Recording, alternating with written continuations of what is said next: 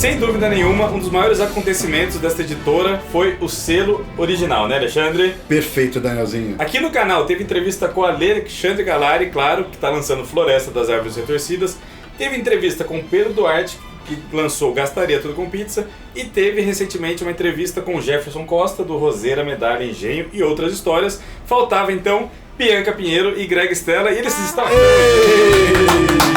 É um prazer inenarrável, gente.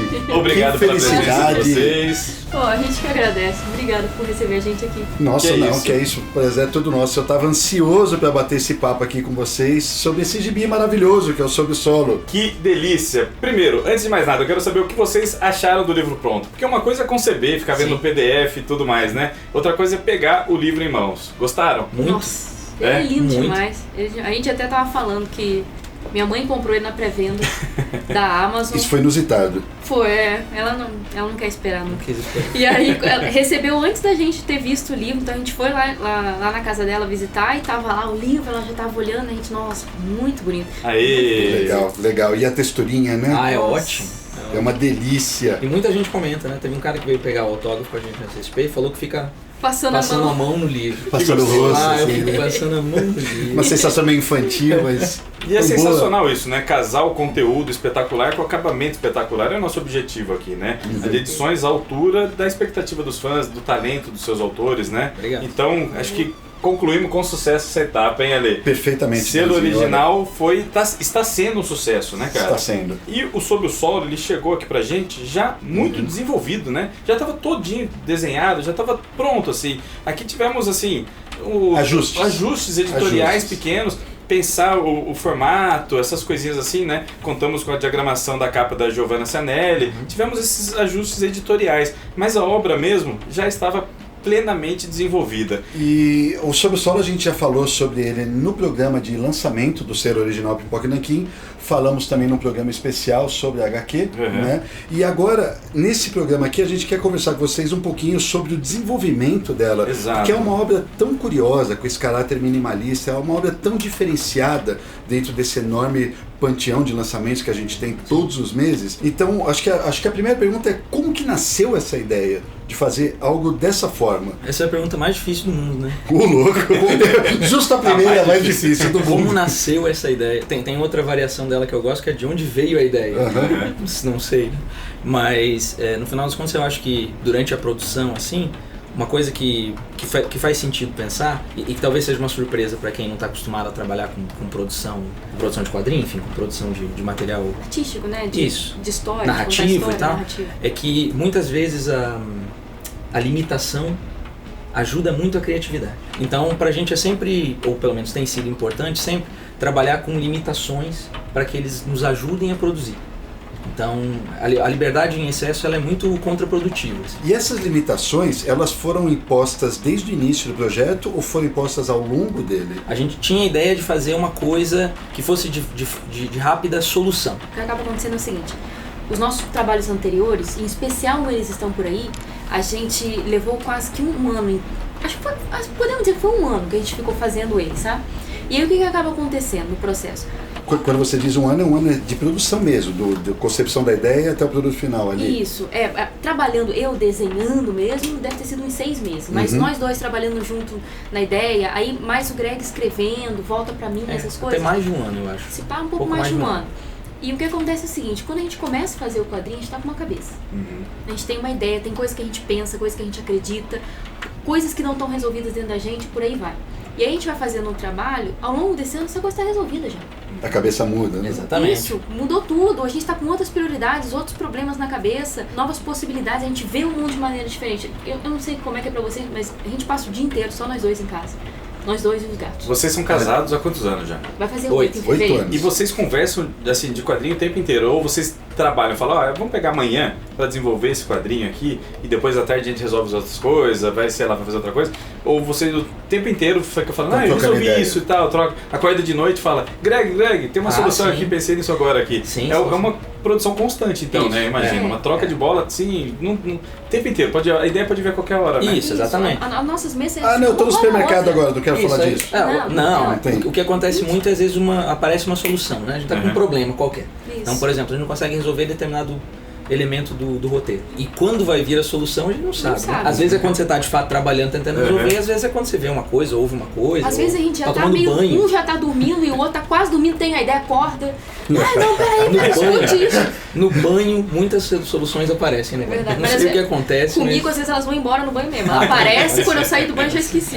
Porque tem jeito de trabalhar, né? Tem artistas aí que falam, bom, eu vou trabalhar, sei lá, das 8 às 6 da tarde, eu vou sentar, vou desenvolver, depois eu vou esquecer, e depois amanhã eu penso nisso, né? Eu resolvo lá na página e tal, depois penso. Vocês estão o tempo inteiro produzindo e moram juntos e vivem juntos, então isso deve ser full time, né? E o tempo de escrever e desenhar, por exemplo, o Greg escrevendo e eu desenhando, no caso, a gente tem mais ou menos... A gente tenta ter uma rotina.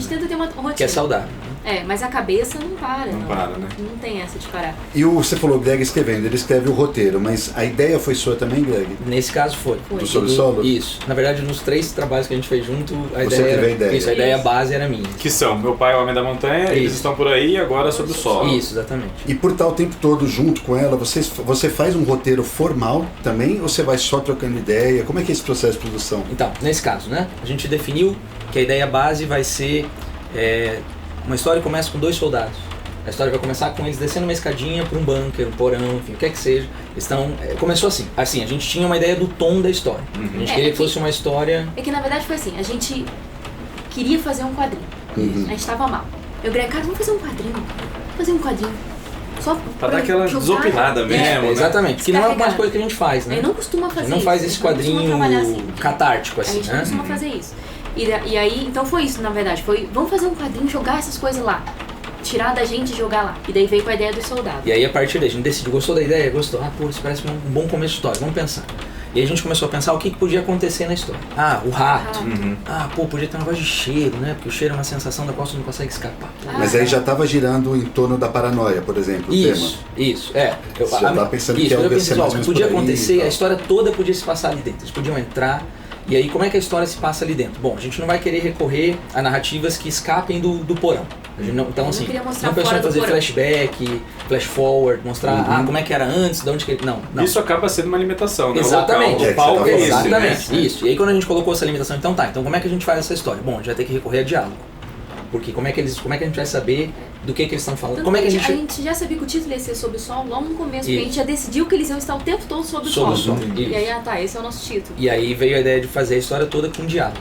Iam ser esses 2 personagens tentando lidar com o fato de que eles estavam ali. É claro que eles têm problemas imediatos a resolver, mas a gente queria mais do que isso. A gente queria uma história sobre... Ele está ferido, né? Então tem que cuidar disso. Isso, exatamente. Então assim, o quão ferido esse cara tá? Tem uma coisa que eu possa fazer? Né? É irremediável a situação? Não é? Enfim, a coisa parece que vai se construindo. E já nesse momento vocês decidiram fazer a arte minimalista?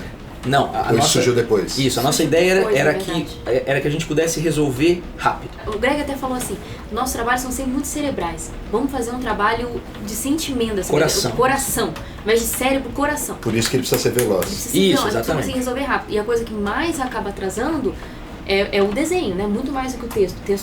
O Greg consegue resolver mais rápido do que eu consigo resolver o desenho. Então a gente estava nessa, como é que a gente vai fazer para conseguir resolver rápido?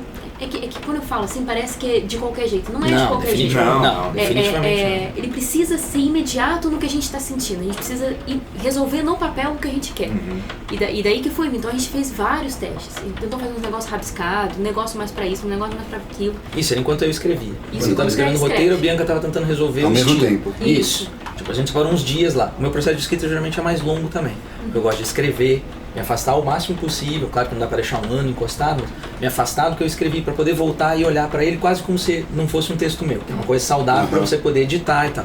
E dessa vez não, foi assim, eu resolvi em, sei lá, 2, 3 dias. Assim. Em que momento que vocês perceberam que o fato de criar aqueles personagens sem face, de estar desenhando praticamente palitinho, estava dialogando com os temas da própria história? Assim que a gente começou... Quando a gente chegou naquilo ali. Quando a gente teve a ideia, a solução. Cara, boneco palito. Vocês viram que, na verdade, o diálogo era imediato. A perda de identidade, tudo isso. Exato, porque como você falou no vídeo que você estava comentando, tem muito uma coisa, e essa era outra coisa que a gente tinha decidido mesmo antes de começar a escrever, que eles iam começar a se misturar. Né? Os personagens iam se misturar. Quando a gente teve a ideia de fazer o boneco palito, a Bianca começou a trabalhar, que não ficou um boneco palito exatamente, mas é um pouco mais elaborado. Isso. Na verdade é um belo boneco palito. Um dos melhores bonecos de palito que eu já vi na vida. Com certeza. Então quando a gente decidiu abrir mão de alguns detalhes, a gente pensou, bom, a gente tá perdendo detalhes, mas a gente tá ganhando alguma outra coisa aqui. Sim. E é sempre nesse equilíbrio que a gente vai tentando trabalhar, né? Por isso, inclusive, que tem os momentos de zoom. O pessoal tá chamando de momento de zoom. Isso, que são os bonecos mais detalhados, que tinha momentos específicos em que a gente pensava, nossa, mas aqui talvez fosse bom não abrir mão do detalhe. Porque a gente quer uma coisa muito específica. Isso eu acho fantástico, porque aí você volta a calcar aquela história na realidade. Isso, exatamente. Você dá uma cara pra coisa, fala, né? Opa, tá acontecendo isso mesmo, exatamente. São pessoas que estão ali dentro e tal. E aí entra a questão do ritmo. O quadrinho tem um ritmo que não deixa a peteca cair. Isso daí também foi pensado? Essa é a nossa preocupação com o quadrinho.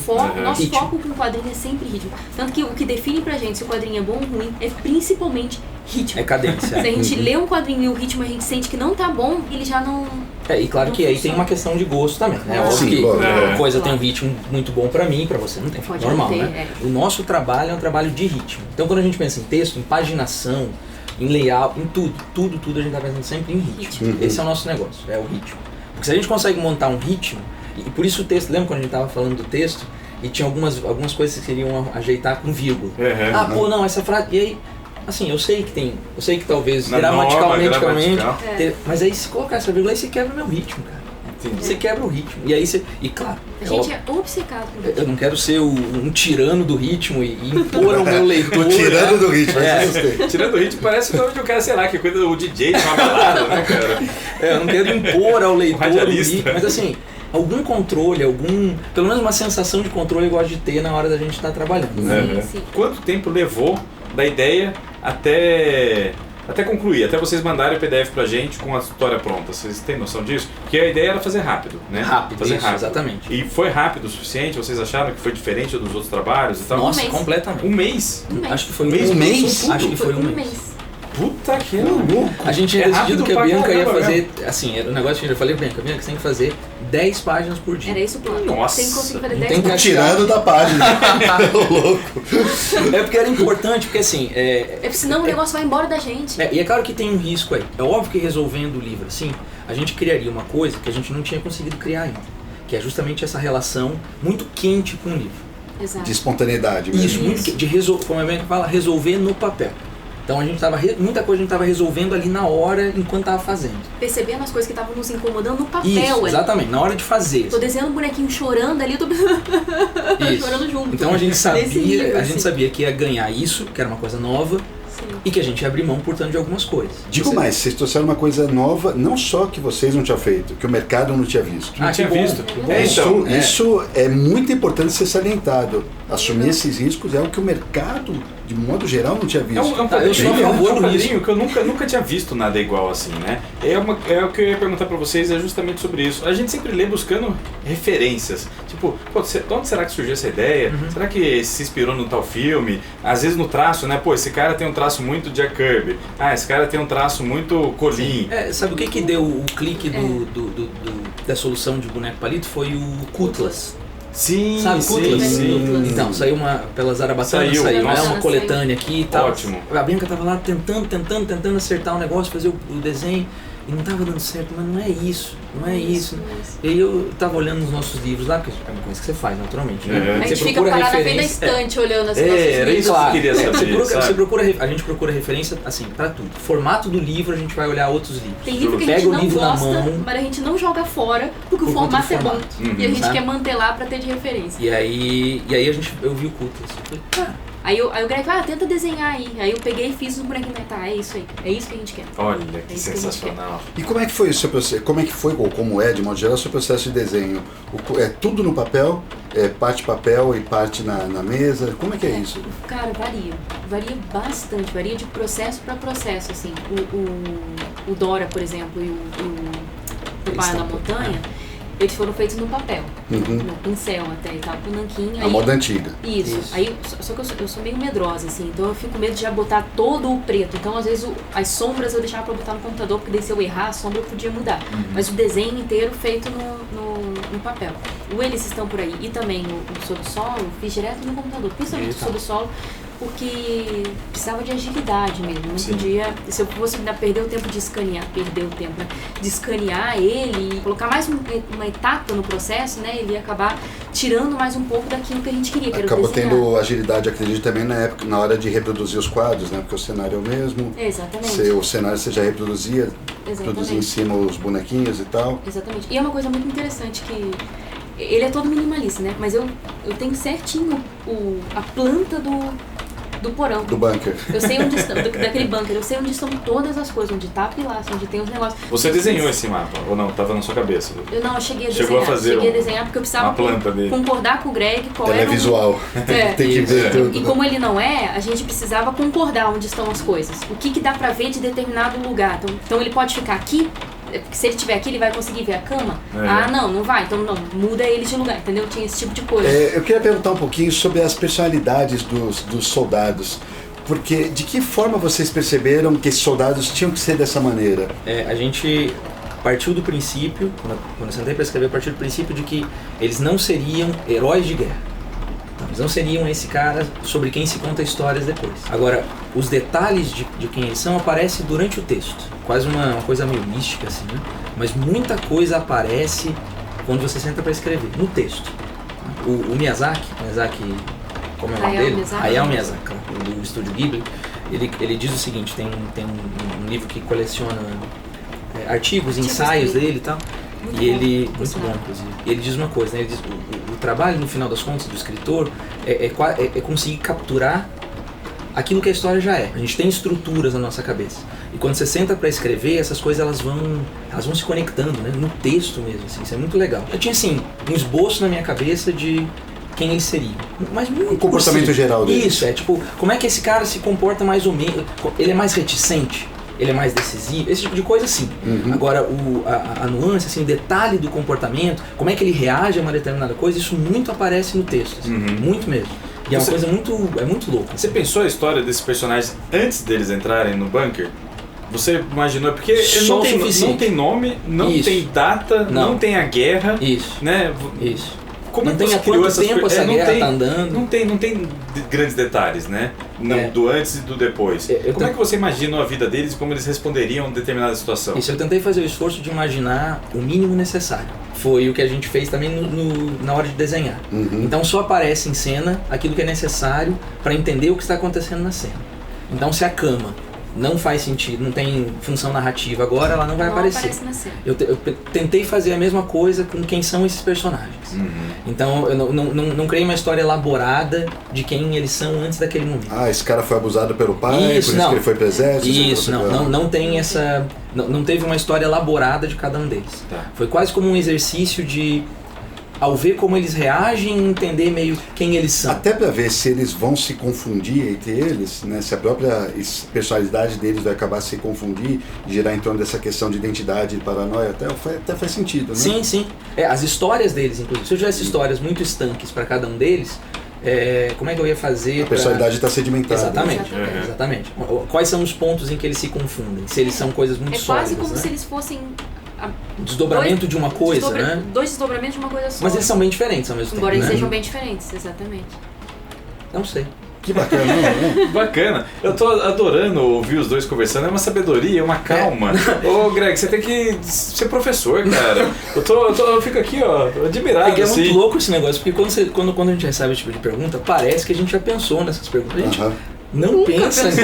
Essas coisas, elas, normalmente o que a gente faz é assim, se a ideia tá funcionando, a gente vai com ela. Se a gente consegue ritmo com ela, a gente segue ela. A gente não para pra pensar, essa ideia veio de onde? Sabe, esse tipo de coisa? A gente não faz essa investigação profunda daquilo que está aparecendo na nossa cabeça. Assim. E eu acho que isso é saudável. Depois também. É verdade, é verdade. Por exemplo, a gente foi ver o Chihiro de novo mais recentemente, o Viagem de Chihiro. Maravilhoso. Eu só tinha visto lá a gente tá junto há 10 anos. Foi lá no começo do nosso namoro que eu tinha assistido pela primeira vez o Chihiro. E a gente foi ver de novo recentemente. E eu fiquei impressionada com o quanto das coisas da Chihiro eu usei na minha personagem no Beto. Inclusive as cores que ela usa na roupa. Inconscientemente. Inconscientemente. Sem perceber. Por isso que eu perguntei das referências. Então, pode ter, mas não declarado. Isso, que a gente consiga mapear, não. Não teve assim, vamos fazer uma coisa assim, assado, isso não. Agora, que com certeza, isso tá dentro de a gente, porque a gente viu, ou isso com certeza. E vocês curtem filmes de guerra? Vocês assistem muitos filmes de guerra? Não particularmente, mas sim também. Que curioso. Há muito tempo que a gente não vê filme de guerra. Uma das coisas que eu mais gostei do Sobre o Solo foi a freia de guerra, um quadrinho de guerra. Porque é uma situação limite, né? É uma situação limite. Então ela coloca, que é mais ou menos a coisa do terror. O que eu gosto de terror é isso, é sempre uma situação limite. Você tá diante de uma coisa que não é uma coisa que eu e você vamos passar hoje aqui. Uma coisa assim. Então, assim, como é que a pessoa reage, como é que o ambiente reage e como é que as pessoas entre si reagem numa situação de limite. E é por isso que eu acho que a ideia de guerra veio quando a gente estava justamente no momento querendo fazer uma coisa pesada. Mais visceral, né? Isso, veio a ideia de guerra, é óbvio, né? Porque é miséria, né? Seria alguma forma de miséria, porque é quando você não tem, né? Você não está tranquilão pensando no que você vai fazer, etc. e tal. Você avaliando suas possibilidades. Exatamente. Então, veio a guerra, poderia ter sido outra coisa, mas eu também gosto da ideia de ser guerra. Bom, então é isso aí, né, galera? Papo gostoso demais, Danielzinho. Uma delícia. Pô, aprendi pra caramba com esses dois aqui. Eu quero videoaulas semanais agora com Bianca e Greg aqui, só pra ficar ouvindo eles falando sobre quadrinhos, sobre processo, sobre criatividade. Sensacional. A gente imagina, quando a gente pega uma obra dessa, a gente imagina que teve muito estudo, teve dedicação e teve duas pessoas pensando mesmo, interessadas em contar, porque ela não é fácil, não é uma obra leviana, não é uma obra que vai ler entretenimento barato, né? Sim. Realmente você percebe que ela tem bastante conteúdo e substância, assim. E aí conversando com eles a gente sabe e entende um pouco mais sobre tudo isso, né? Sensacional, gente. Obrigado aí pela presença. Obrigado. Vamos pensar nos próximos agora. O próximo vai ter um mês para desenvolver também ou vai levar um pouco mais? Não, o próximo vai levar um pouquinho mais. Um pouquinho mais. Vai. Pessoal, só lembrando que são 4 originais Pipoca e Nanquim que saíram. Nós temos o Gastaria Tudo com Pizza, do Pedro Duarte. Nós temos A Floresta das Aves Retorcidas, da minha autoria.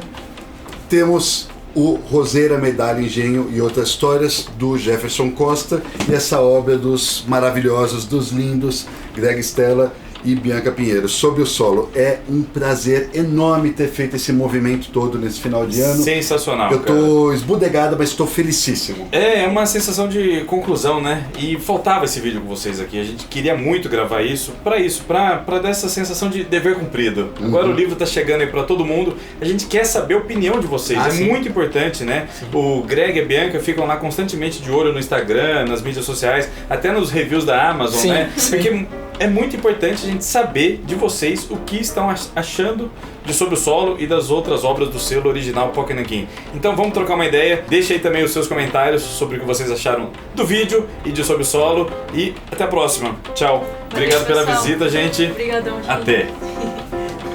Valeu, pessoal. Tchau.